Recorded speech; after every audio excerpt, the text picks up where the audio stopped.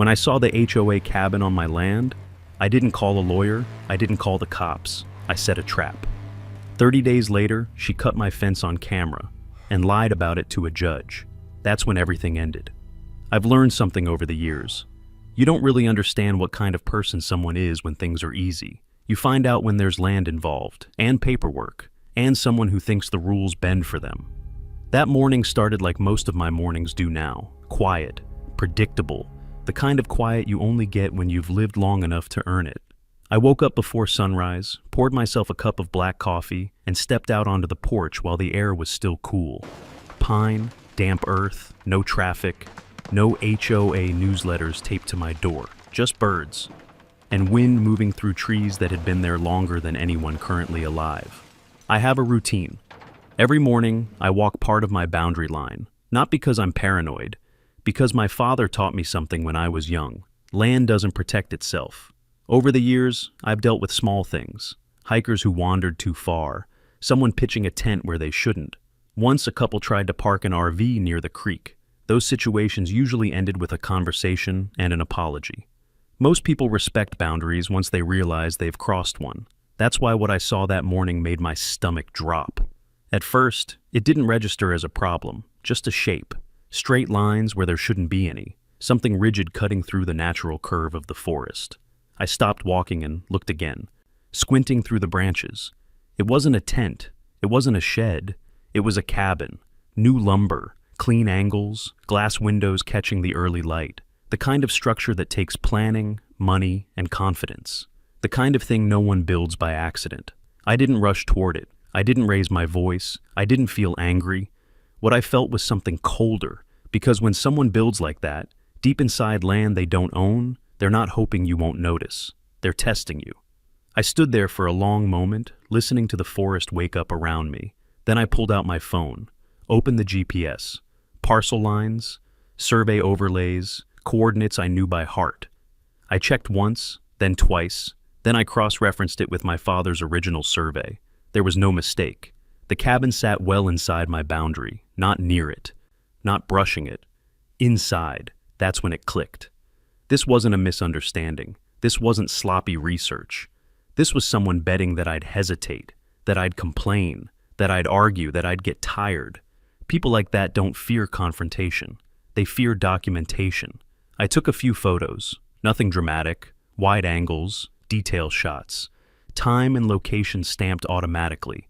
The kind of images that don't argue, they just exist. Then I turned around and walked back toward the house, coffee still warm in my hand. I didn't call anyone, not yet, because react emotionally and you lose control. I wasn't interested in reacting.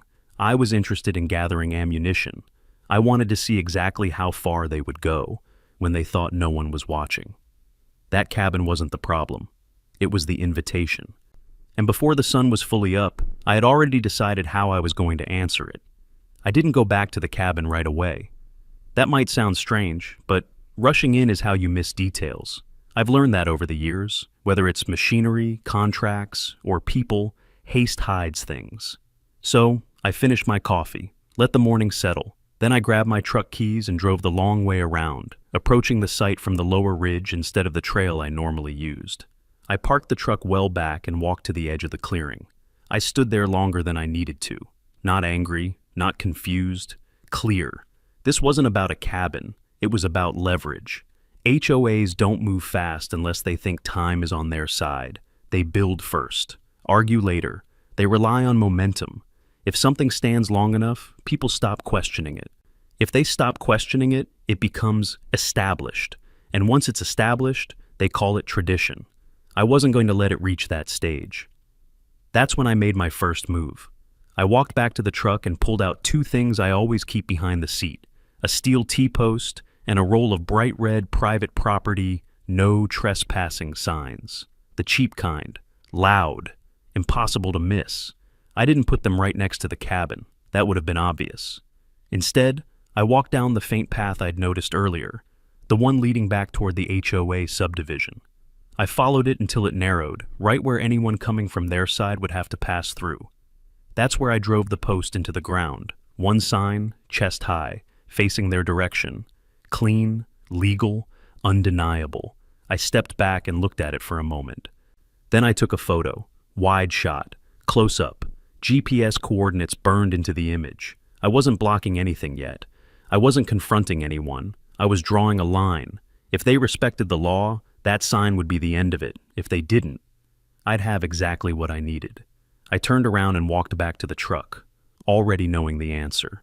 Because people who build like that don't back down when they're warned. They escalate. And now, the next move was theirs. The sign survived the night. I know that because the next morning, before the coffee had finished brewing, my phone chimed. A motion alert. One of the trail cameras along the lower ridge had picked something up.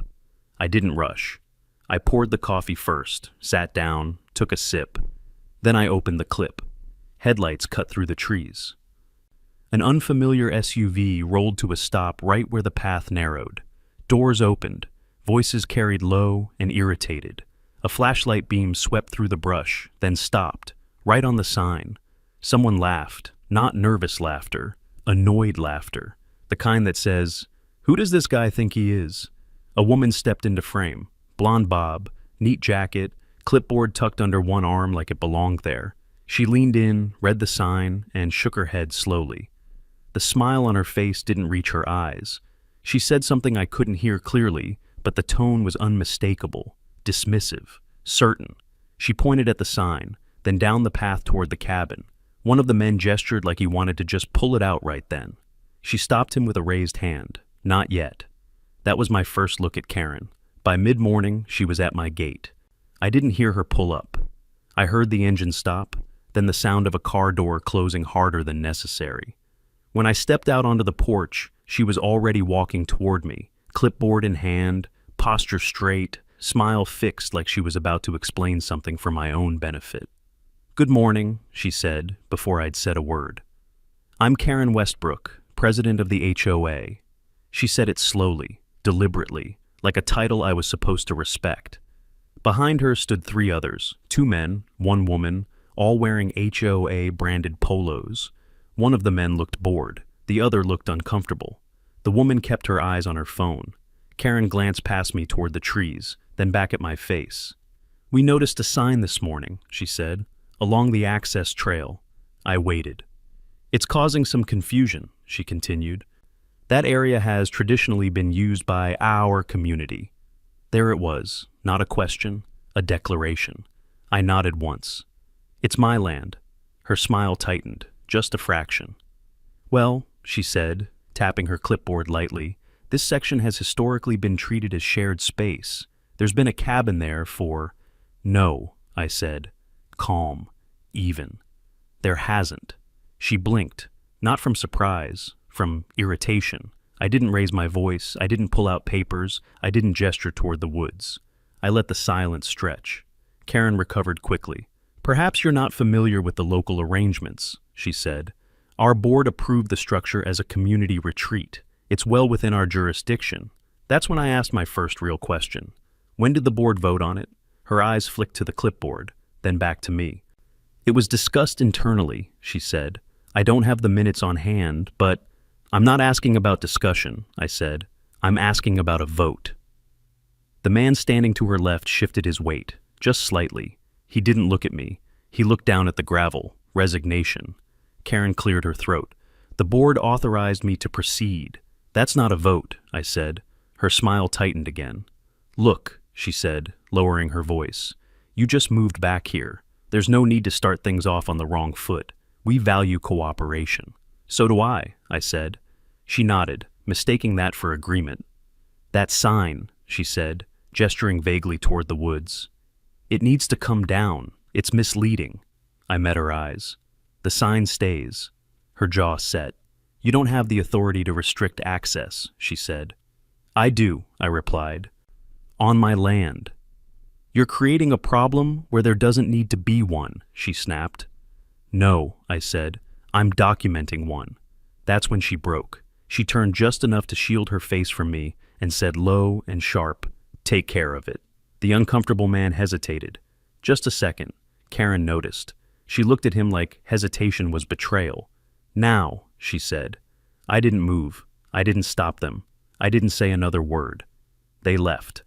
and I stood on the porch long after the sound of the SUV disappeared down the road. I didn't check the cameras right away. I didn't need to, because I'd left the sign standing, and Karen had just ordered her people to remove it, which meant the next time I watched that footage, it wouldn't be a misunderstanding, it would be a crime. They came back that afternoon, not late, not under cover of darkness, broad daylight. That told me everything I needed to know. People who think they're wrong wait for night. People who think they're untouchable don't. The alert hit my phone while I was in the workshop, hands dusty, radio low. I didn't stop what I was doing. I finished tightening the bolt, wiped my hands, then picked up the phone. Same camera, same stretch of trail. The SUV rolled in slow this time, confident. Doors opened. Karen wasn't there. She didn't need to be. She'd already given the order.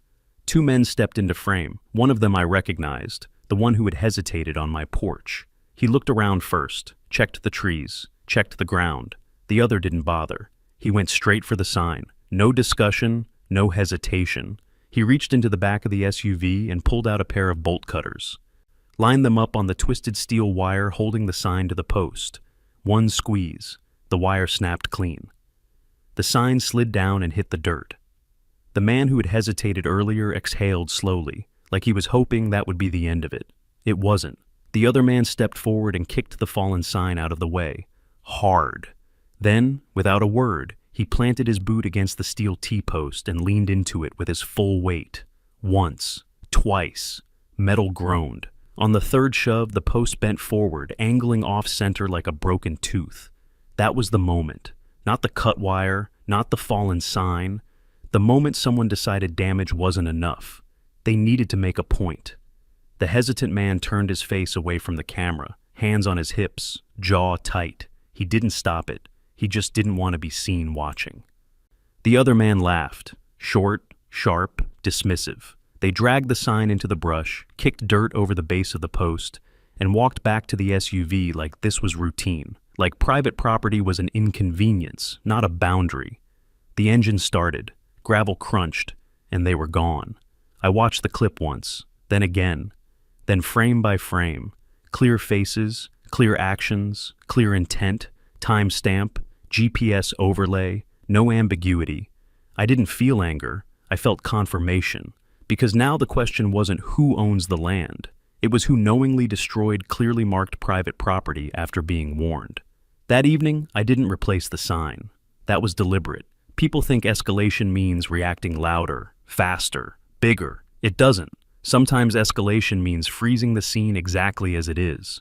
I left the bent post right where it stood, took photographs from every angle, close-ups of the cut wire, wide shots showing the angle of the post, measured the distance to the nearest survey marker, logged the time, logged the footage, backed everything up in 3 places. Then I wrote, not an email, not a text, a letter, clean, formal, boring, the kind of document that doesn't threaten, it records. I addressed it to every HOA board member by name, certified mail, signature required, digital copies sent with red receipts. I laid out the facts. The sign had been legally placed on my property. The individuals involved had been verbally warned. The sign had been cut down. The post had been intentionally damaged. The incident was captured on video. I attached still frames, timestamps, coordinates. Then I added 1 paragraph at the end. Just one. It stated that all structures, materials, or improvements currently located on my land were unauthorized, that the HOA had 30 days to remove them, and that after that period, anything remaining would be considered abandoned property and handled accordingly. No insults, no emotion, just consequence. Karen responded within hours, not to me, to everyone else. A community-wide email, bold subject line, words like misunderstanding, safety concern, shared access. She claimed the sign had been removed to prevent injury. She accused me of creating hostility. She warned residents not to engage with me directly. She didn't deny the act. She reframed it, and reframing, once the facts are locked, is an admission. I didn't reply. I didn't comment. Instead, the next morning, I replaced the sign. Same spot, same height, same wording. But this time, beneath it, I added a second notice. Laminated, clean font. This area is under video surveillance. No threats, no warnings, just reality. I drove the post in deeper than before, took photos, logged the time, logged the coordinates, then I walked away. If Karen wanted to claim confusion, she'd just lost that option. If she wanted to escalate again, she'd be doing it knowing she was being recorded. Either way, the path forward had narrowed, and if she crossed that line one more time, she wouldn't be testing my patience. She'd be testing a prosecutor. I didn't rush to rebuild anything. That's a mistake people make when they think momentum is about speed. It isn't. Momentum is about direction. And right now, Karen was already moving exactly where I wanted her to go. So I waited one full day. I let the bent post stand. Let the cut wire rust just enough to look real. Let the photos sit quietly in my files. I wanted distance between the first act and the second. Space. Separation. Because patterns matter. On the second morning, I loaded the truck. Real fence this time. Not symbolic. Not cheap. 8-foot steel T-posts. Heavy-gauge field fencing. Proper clips. A post driver with enough weight to make the ground answer when it hit. I wasn't blocking a view. I wasn't hiding anything. I was asserting control. I followed the same path Karen's people had used. The same narrow choke point between the trees. That mattered. You don't fence the whole forest. You fence the access. You make the choice obvious.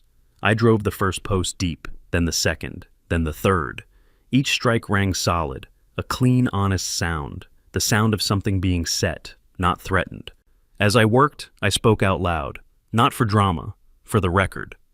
This fence marks private property. Unauthorized entry is trespassing. Clear, calm, documented. By noon, the fence was up, tight, straight, properly clipped. No gaps big enough to argue about. I added 2 signs this time, one at eye level, one lower, where you couldn't miss it unless you were deliberately not looking.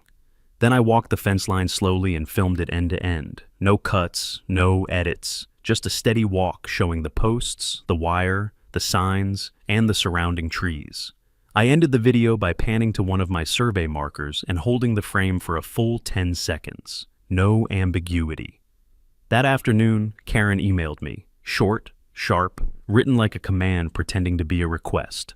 She claimed the fence obstructed established community access. She demanded it be removed immediately. She warned of consequences if I didn't comply. She CC'd the entire board. I read it once, then I forwarded it to my attorney and did nothing else. That night, the cameras lit up again. Not one vehicle this time, 2. They parked farther back, just outside the first camera's range. That alone told me Karen had learned something, but not enough. 4 people came in on foot. Flashlights low, voices hushed. One of them tripped over a root and cursed under his breath. They weren't comfortable anymore. Good. They reached the fence and stopped. You could feel the moment of decision even without sound. The way bodies shift. The way people look around when they know they shouldn't be there. One of them tugged on the wire experimentally. It didn't give. Another shook his head and said something sharp, probably about how ridiculous this all was, how unnecessary, how they shouldn't have to deal with this. Then someone cut the fence, bolt cutters again. This time the wire snapped back hard, recoiling like it wanted to hurt someone. They flinched, swore. One of them nearly dropped the cutters. That should have been enough. It wasn't. They widened the gap, bent the wire back. One man stepped through first, boot catching on the bottom strand. He cursed again and yanked it free. Trespass. Property damage. Again.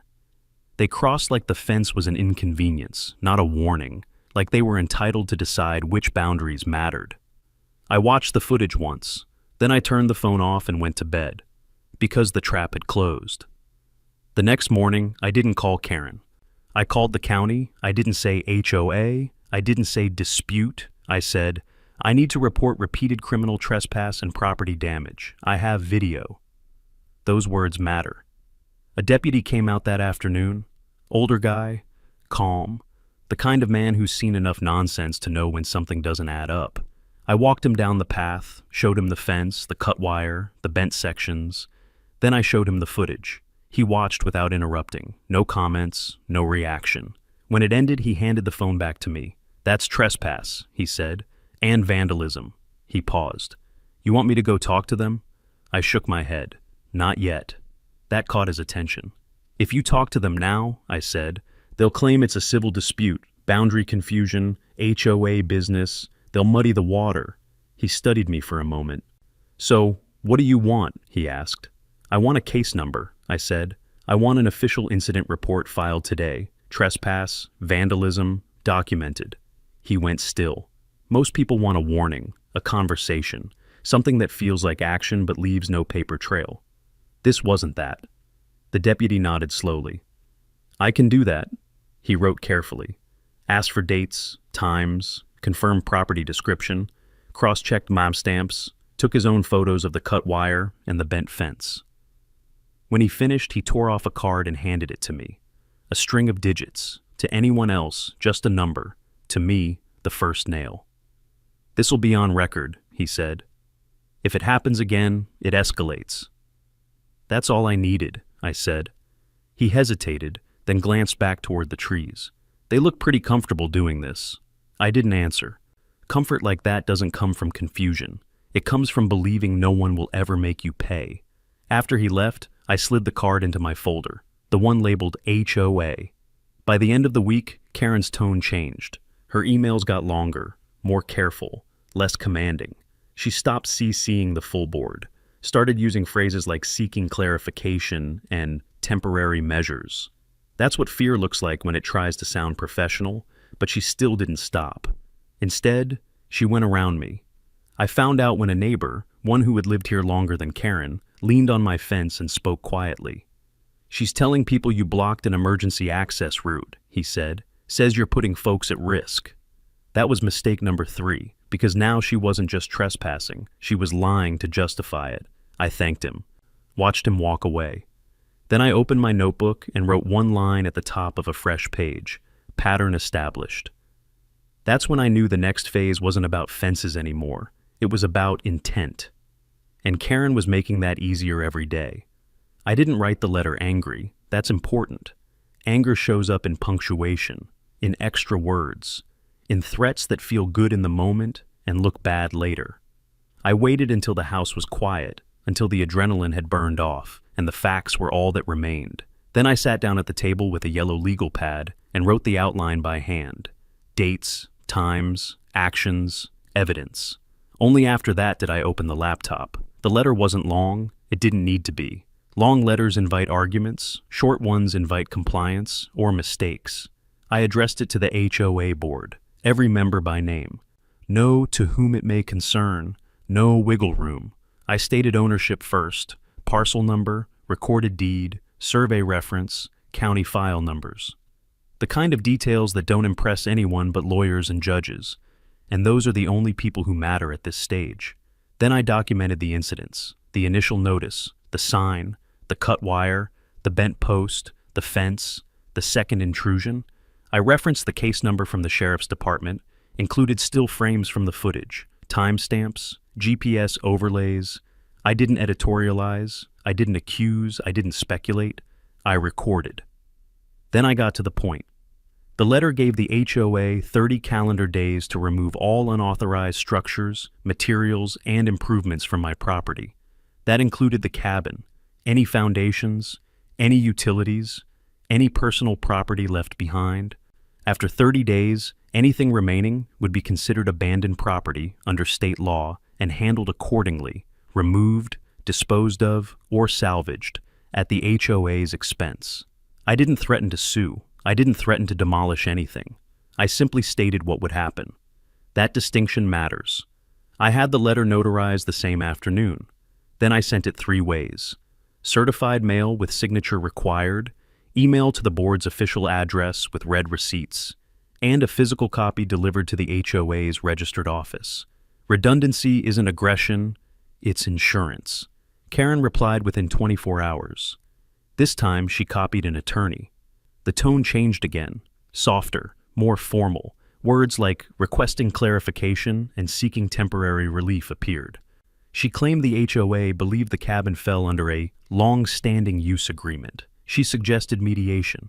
She asked that I refrain from unilateral action while discussions continued. She didn't mention the fence. She didn't mention the case number. She didn't mention the video. That omission was loud. I responded once, 1 paragraph. I acknowledged receipt of her email, confirmed the deadline, reiterated that any further entry onto my land without permission would be documented and added to the existing incident report. Nothing else. Then I waited, not idly. During those 30 days, I prepared. I pulled aerial imagery going back a decade. There was no cabin, no clearing, no path. I saved copies from different sources, county GIS, satellite archives, historical imagery, so no one could claim manipulation. I reviewed easement law, prescriptive use, adverse possession, the arguments HOAs like to make when they've overreached and need a story that sounds old enough to be true. None of it applied. There had been no continuous use, no permission, no notice, no taxes paid, no maintenance records, nothing but recent construction and a lot of confidence. I documented the cabin itself, measurements, materials, condition. I photographed everything, inside and out. Not because I cared about its value, but because someone else would claim it later. I also lined up a licensed demolition crew, not to schedule work. Just to confirm availability, I explained the situation. Private land, unauthorized structure, pending removal under abandoned property statutes. The guy on the phone didn't laugh. He didn't question it. He asked for the address and the timeline. "Call me when the clock runs out," he said. Karen tried one more angle. A letter from the HOA's attorney arrived during the third week. Longer this time, full of language about irreparable harm and community interest. A warning that removal would be considered destructive interference. I forwarded it to my attorney. She read it, smiled once and handed it back. "They're posturing," she said. "They know the clock is against them." That was the tell. If they believed their own story, they would have gone to court, asked for an injunction, sought an emergency order. They didn't. They sent letters. The deadline came and went quietly. No crews, no removal, no court filing, just silence. On the morning of day 31, I walked down to the fence and looked at the cabin one last time. It sat there exactly as it had from the start, confident, unmoved, like it assumed time itself would take its side. I checked my watch. The clock had expired, and from that moment on, nothing on that patch of land belonged to the HOA anymore. It was abandoned, which meant the next step wouldn't be a warning, it would be cleanup. People like to say, "Just let the courts handle it." That sounds responsible, civilized. It sounds like patience. Most of the time, it's just fear wearing a suit. I didn't avoid court because I was reckless. I avoided it because I understood what waiting actually does in situations like this. Waiting creates momentum, just not for the person who's right. Every day that cabin stayed standing, it gained weight. Not physical weight, perception. It started to feel permanent, familiar, like it belonged. People drove past it, took photos near it, talked about it like it had always been there. That's how encroachment works when it wins, not with a deed, with time. I'd seen it before, on docks, on disputed access roads, on shoreline easements where someone builds just far enough, just quietly enough, and then dares you to be the bad guy who tears it down. The law calls it acquiescence. Common sense calls it surrender. I had already done the polite version. I had given notice, I had given time, I had documented everything, and still, they stayed. So I asked myself a simple question. What changes if I wait? The answer was, nothing good. Karen would file motions, ask for continuances, claim hardship, spin it as a community issue, drag it into mediation, slow it down until exhaustion did her work for her. Meanwhile, the cabin would keep sitting there, aging into legitimacy, turning from an illegal structure into a disputed one. That's how you lose ground without ever stepping back. There's another thing people don't like to talk about. Courts don't like ambiguity, but they hate urgency even more. If you wait until the situation is rotten enough to stink, the judge's first instinct is to freeze everything. Status quo. No action, no removal, no resolution, just time. Time favors the person who's already wrong and comfortable. I wasn't interested in comfort. I was interested in precedent. The law doesn't just care who owns the land. It cares how you protect it. You post signs, you enforce boundaries, you document violations, you give notice. And when the deadline passes, you act.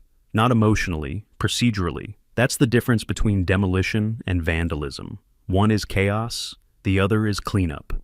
I reviewed the statutes again. Abandoned property, unauthorized improvements, remedies available to a landowner when notice is ignored. It was all there, black and white. No requirement to wait for permission from the very people who'd already proven they didn't respect it. My attorney confirmed it. "You've done everything correctly," she said. "If you wait longer, it actually weakens your position." That was all I needed, but I still didn't rush. I gave it 2 more days, not because they deserved it, but because timing matters. I wanted the gap between the deadline and the action to be clean, deliberate, undeniable. On the second night, I walked down to the fence again. The cabin lights were off. The place looked smaller now, less confident, like something that knew it had overstayed its welcome but didn't know how to leave. I stood there for a long moment and thought about my father. He'd built this place with his own hands, not to make a statement, not to prove anything, just to have ground that answered to him and no one else. He used to say something that stuck with me. If you don't deal with problems while they're small, they don't stay problems. They become neighbors. That cabin wasn't a problem anymore. It was an occupation. I turned back toward the house and made the call. The demolition crew answered on the second ring. "The clock ran out," I said. There was a pause, then a calm reply. "We'll be there Monday morning."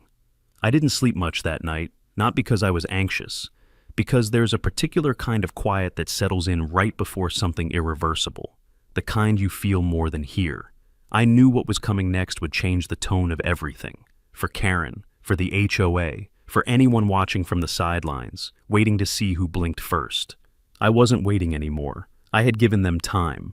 Now I was going to give them an example. The first engine started at 7:02 a.m., diesel.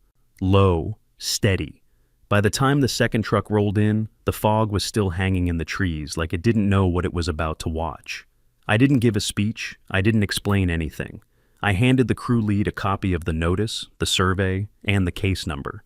He glanced at it once, nodded, and said, "We'll keep it clean." That's all I wanted.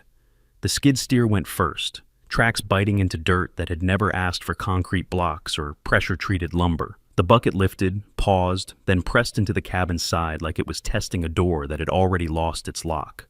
Wood cracked, not violently, decisively. The first wall folded inward, new lumber snapping like it had never been meant to last, clean angles collapsing into raw geometry, nails screaming as they tore free. This wasn't destruction, it was reversal. The drone went up immediately. Straight vertical climb, wide frame, no edits, no music, just documentation. Every movement captured, every angle accounted for. By 7:14, the roof came off. By 7:26, the walls followed. No one cheered, no one rushed. They worked like men who knew exactly what they were allowed to do, and exactly what they weren't. The foundation blocks were lifted and stacked, the lumber sorted, the metal separated. Nothing smashed unless it had to be. Cleanup, not chaos. At 7:41, Karen arrived. She didn't park. She stopped in the middle of the access road like she was blocking a parade. White SUV. Driver's door flew open before the engine even shut off. "What the hell do you think you're doing?" Her voice cut through the machinery like glass breaking in a factory. I didn't answer. I didn't look at her right away. I waited until the operator killed the engine and the clearing went quiet. The kind of quiet that makes every word permanent. Then I turned. "You were notified," I said. She marched toward me, phone already up, recording. Hair perfect, sunglasses on. The confidence was still there, but it was cracking at the edges. "You can't do this," she snapped. "This is HOA property. This is criminal. This is—" "Stop," I said. One word. Flat. She did. That surprised her more than the demolition. I handed her the folder, not angrily, not forcefully, like a receipt. 30-day notice, I said. Genau. I said. Expired yesterday. Case number is inside. Everything remaining on my land was abandoned. She flipped through the pages too fast. Her hands weren't steady anymore. "This is theft," she said. "This is vandalism." I shook my head. "This is cleanup." Behind her, the crew kept working, lumber being stacked neatly, metal clinking into a separate pile, the old blocks loaded onto the flatbed with care that felt almost insulting. That's when she saw it.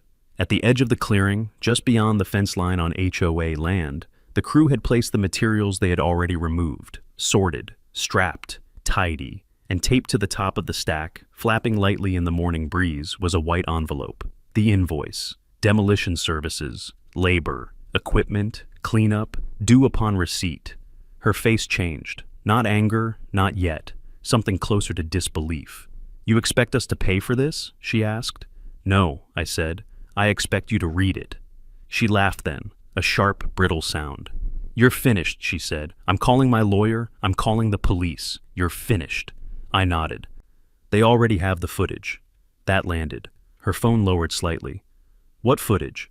"The fence," I said. "The wire, the second entry, all documented, all attached to the same case number." She stared at me. I could see the math starting to fail behind her eyes. Then she exploded. She turned on the crew, screaming about lawsuits, about six-figure damages, about community rights and history and tradition.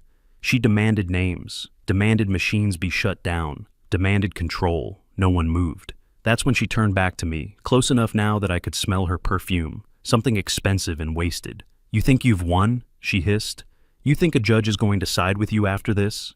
I leaned in just enough for her camera to catch it. "I don't need to win," I said. "I just need the record to be accurate." She froze. Because for the first time, she understood what this had never been about. By 9:10 a.m., the cabin was gone. Not a pile, not rubble. Gone. The ground where it had stood was scraped clean, raked smooth, no foundation, no footprint, just disturbed earth and tire tracks already fading. The crew loaded the last of the material onto the flatbed and drove it across the fence line. They set it down exactly where I told them to. Then they taped the invoice more securely to the top. The crew lead walked over. "Anything else?" I shook my head. "That'll do it." Karen stood there long after the engines left, still recording, still talking, still arguing with no one. When she finally stopped, the silence swallowed her whole. "You haven't heard the last of this," she said weakly. I didn't answer, because she was right, but not in the way she thought. I walked back to the fence and looked at the empty space where the cabin had been. The absence was louder than the machine noise ever was. The lawsuit arrived the next morning. Courier, manila envelope, red stamp that said urgent like urgency could change facts. Karen didn't waste time. She never did when she thought speed could replace accuracy. The complaint was thick, dramatic, expensive looking, full of phrases meant to scare people who hadn't read past the first page. Destruction of HOA property, intentional infliction of emotional distress, interference with community access, loss of use, 6 figures in damages. They attach photos of the cabin from before demolition, wide shots, smiling faces, folding chairs, seasonal decorations, no dates, no coordinates, just vibes. They also attached a map. I laughed out loud when I saw it. It was a color printout, shaded green over the creek area, labeled Community Recreation Zone. No county seal, no parcel numbers, no bearings, no surveyor's stamp. It looked like something assembled the night before with a free PDF editor and confidence. I didn't respond directly. I forwarded everything to my attorney. She called me 20 minutes later. "This is bad," she said. Then she paused. "For them." Karen didn't stop there. By noon, the HOA Facebook group lit up. Posts accusing me of destroying a beloved gathering space, claims that seniors had been displaced, comments about safety, tradition, and outsiders who didn't respect the community. Karen posted once herself, a photo of the empty clearing. Caption, "A community landmark destroyed by an individual who believes rules don't apply to him. Legal action pending." She tagged the local paper. That was mistake number 4. Because public statements turn private disputes into records. By mid-afternoon, a reporter called. Local station, calm voice, neutral tone, asked if I wanted to comment on the lawsuit. "Yes," I said, "but only on camera." We met the next morning at the edge of the clearing. I wore a clean flannel, no logos, no slogans. I brought a folding table and laid everything out neatly. Survey, deed, aerial imagery, timeline, still frames from the fence footage. When the camera rolled, I didn't raise my voice. I didn't accuse. I explained. "This land has been in my family for decades," I said. "The structure that was removed was built without permission. I gave notice. I waited. I documented." Then I removed abandoned property. The reporter asked about the HOA's claim that the land was communal. I handed her the map Karen had posted. Ask them where this came from, I said, and why it doesn't match any official record. The piece aired that night. Karen didn't watch it quietly. She showed up at the station during the live segment, stormed into frame while the reporter was mid-sentence. "This man is lying," she shouted. "That land has been used by our community for 20 years. The cameraman didn't cut away. I let her talk. When she ran out of breath, I stepped forward and held up my deed. Laminated, clean, boring. The reporter took it from my hand and looked down at the county seal. Karen stared at it like she'd just been shown a mirror she didn't recognize. The clip went viral locally, not because of me, because of her. The next day, the HOA sent out a newsletter accusing me of spying on neighbors with surveillance equipment and staging footage. They implied I was building unpermitted structures of my own. My attorney sent a cease and desist before lunch. Defamation, false statements, demand for retraction. Karen replied with another email, longer, angrier, sloppier. She doubled down on the community map. She claimed it had been compiled over years. That was mistake number 5, because she put authorship in play. That evening, an email came through my website, anonymous. Short subject line, "This isn't right." The message was cautious, measured. Not everyone agrees with what she's doing. She didn't get a vote. She pushed this through herself. If this goes to court, there are things you should see. No attachments. Not yet. I forwarded it to my attorney and didn't respond. The next morning, I requested HOA meeting minutes. 6 months worth. All votes, all approvals related to land use, construction, or legal action. They were legally required to provide them. They didn't. So, my attorney filed a discovery request. That's when the cracks started to show. Karen's public posts got quieter, comments got locked. The HOA Facebook group went private.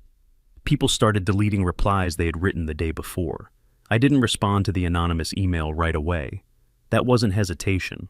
That was calibration. Anonymous messages aren't lifelines. They're pressure leaks. You don't grab them. You trace where the stress is coming from. The attachments were enough to start. Internal HOA emails, draft layouts. A file labeled retreat layout, do not share. My land outlined in red, clean lines, precise placement, and one note in the margin, typed casually like a grocery reminder. Build fast before he notices. That sentence did more damage than any confession, because it established intent. I met with my attorney that afternoon. We spread everything out across the table. Emails, drafts, timestamps, the incident report, the demolition notice, the footage logs. She tapped the file once. "You don't need more evidence," she said. "You need one human being who won't lie." I nodded. I already know who. He was the quiet one, the man who stood behind Karen during the first confrontation. Didn't speak, didn't argue, didn't look comfortable. The kind of man who knew exactly what was happening and hated every second of it. I found his name in the HOA filings, then his address. I went alone, no lawyer, no recorder, no threats. He opened the door and didn't pretend to be surprised. "I'm not here to argue," I said. "I'm here to ask you something simple." He stepped aside. We sat at his kitchen table, coffee gone cold between us. "I'm not asking you to take my side," I said. "I'm asking whether you plan to go down with her." I slid the do not share plan across the table. "You knew that wasn't HOA land," I said. "You knew before the first board went up." He stared at the paper. "She said it would be handled," he muttered. "That it always is." "Handled how?" I asked. He exhaled. "Delay, noise, make people tired." I nodded. "That works on most people." Silence. "She never put it to a vote," he said finally. "She told us not to worry. Said nobody ever checks the ridge." That was the crack. "Court's in 2 weeks," I said. "They're going to ask who approved the build, who made the map, and who ordered the fence removed." I slid one more still frame toward him. Karen, pointing at the sign, her arm stiff with authority. Behind her, one of the men held bolt cutters. Her mouth was open mid-sentence. The timestamp was clear. He swallowed. "If I tell the truth," he said, "I'm done with the HOA." "If you don't," I replied, "you're done with the law." That was enough. Karen testified first. Red blazer, chin lifted, voice smooth, confident in the way only people who've never been contradicted publicly can be. She talked about tradition, community use, misunderstandings, claimed she'd been shocked to see the cabin destroyed without warning. Then the judge asked the question. "Ms. Westbrook," he said, "were there any signs or physical barriers indicating private property prior to the demolition?" Karen didn't hesitate. "No, Your Honor," she said. "The land was open. There were no signs, no fencing. I didn't move. I didn't react. I waited." My attorney stood. "Your Honor," she said calmly, "we'd like to enter Exhibit 12.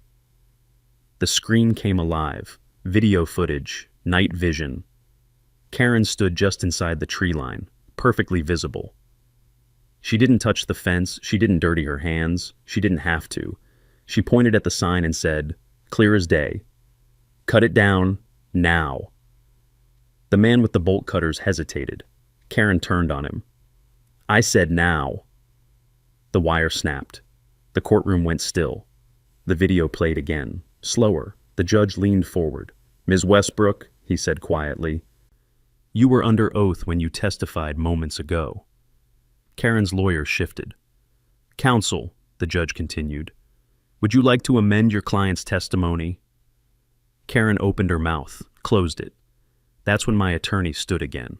"Your Honor," she said, "we'd like to call our next witness." The quiet man walked to the stand. He didn't look at Karen. He looked at the judge. He testified to everything. No vote, no permission, no confusion. He confirmed Karen ordered the build, ordered the removal of the sign, ordered the fence breached. When he finished, the courtroom felt smaller. The judge removed his glasses. "This court does not look kindly on false testimony," he said, "nor on attempts to manufacture jurisdiction." He looked directly at Karen. "And it has very little patience for arrogance masquerading as authority." Karen didn't melt down. She didn't scream. She just deflated.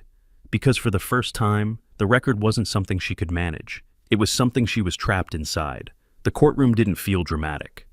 That's what surprised people. No shouting, no gasps, no banging gavel theatrics. Just fluorescent lights, old carpet, and the quiet sound of papers being stacked in the order they'd be remembered forever. The judge sat back in his chair and removed his glasses. That's usually how it starts when patience runs out. "I've reviewed the filings," he said. "I've reviewed the exhibits. And I've reviewed the testimony." He looked down at the bench for a moment, then back up. This was not a misunderstanding. Karen shifted in her seat. "This was not a boundary dispute," the judge continued. "And it was certainly not a community tradition issue." He turned a page. "This was a deliberate act. An unauthorized construction on private land, followed by attempts to fabricate jurisdiction, obstruct removal, and misrepresent facts, both publicly and under oath." Karen's attorney opened his mouth. The judge raised a hand. "Sit down, counsel." The room went still. "Ms. Westbrook," the judge said, "you were given notice. You ignored it. You were recorded ordering the removal of posted warnings. You then testified, under oath, that no such warnings existed." He paused. "That is not advocacy. That is perjury." Karen's face didn't collapse. It hardened. That was the last defense she had. The judge continued. "This court finds that the structure known as the retreat cabin was built entirely on private land without permission. The plaintiff," he nodded toward Karen, "had no legal claim to occupy, alter, or defend that land." He turned toward me. "Mr. Bull, your actions in removing the structure were lawful. You followed proper notice procedures. You documented violations. You acted within your rights." A line I hadn't realized I was holding inside my chest finally loosened. "The countersuit is granted in full." Karen inhaled sharply.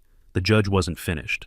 "Furthermore," he said, "the court finds sufficient cause to refer this matter to the district attorney's office for review." Karen's attorney looked down. "Potential charges include falsification of documents, criminal trespass, and perjury." That word landed heavier than any verdict. Perjury. The judge folded his hands. "This court does not exist to rubber stamp entitlement. It exists to enforce boundaries." He looked directly at Karen. "And boundaries matter." Silence. Then the gavel came down. Once, not loud, final. Karen didn't cry. She didn't argue. She didn't even look at me. She gathered her papers slowly, like they still meant something, and stood on legs that no longer carried authority, just weight. Her attorney leaned in and whispered about appeals. The judge didn't look back. Outside, the reporters were already waiting. Cameras, microphones, questions fired like reflexes. "Mr. Are you satisfied with the outcome?" I thought about it. Satisfied wasn't the word. "I'm relieved," I said, "because the record is now accurate. That was all." Karen pushed past the cameras without a word. Her red blazer didn't look powerful anymore, just loud. By that afternoon, her name disappeared from the HOA website. By the end of the week, her resignation letter circulated quietly through the neighborhood. Personal reasons, it said. The HOA entered an audit. 2 board members stepped down. The lawsuit vanished from the docket like it had never belonged there. A week later, the land was quiet again. No trucks, no signs, no voices pretending they belonged there. I went back down to the clearing early one morning, with a mug of coffee and the dogs at my heels. The ground where the cabin had stood was flat now, clean, just earth, leaves, and the sound of water moving the way it always had. Nothing felt missing. That surprised me. People think victory feels loud, like fireworks or shouting. It doesn't. Real victory feels like silence returning to a place that was never meant to be crowded. I sat on a fallen log and watched the creek for a while, thought about my father, about how land doesn't need defending every day, only when someone decides rules don't apply to them. Before I left, I set one small wooden sign near the trail, not dramatic, not threatening, just the truth, carved clean and straight, private land, no HOA authority.